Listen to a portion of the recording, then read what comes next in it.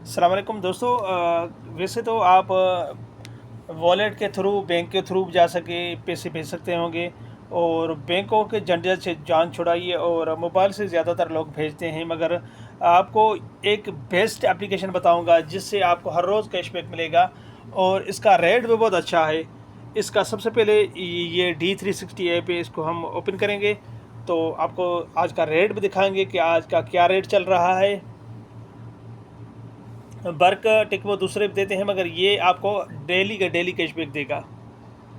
किस तरह होगा ये सारा आपको मैं बताऊंगा सारा कुछ। ये ट्रांसफ़र पे क्लिक कीजिए और ये आपका अकाउंट जो सेव होगा इसमें, तो ये देख सकते हैं 100 रियाल का ये है 7,422, यानी 74.22 रेट मिल रहा है इसका। और उसके अलावा आपको इसका बेनिफिट भी दिखाता हूँ। ये नीचे आइए, ऑफर फिर जाइए और लर्न मोर पे क्लिक कीजिए, आपको सारी डिटेल बताऊंगा।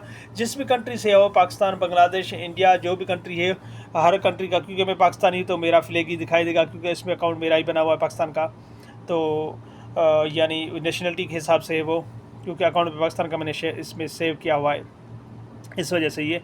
तो ये 31 दिसंबर 2026 तक ये है, इस साल के आखिरी तारीख तक 750 रियाल आप भेजेंगे तो आपको 10 रियाल कैशबैक मिलेगा। ये देख सकते हैं 10 रियाल, वो भी वर्किंग 2 डेज़ के अंदर।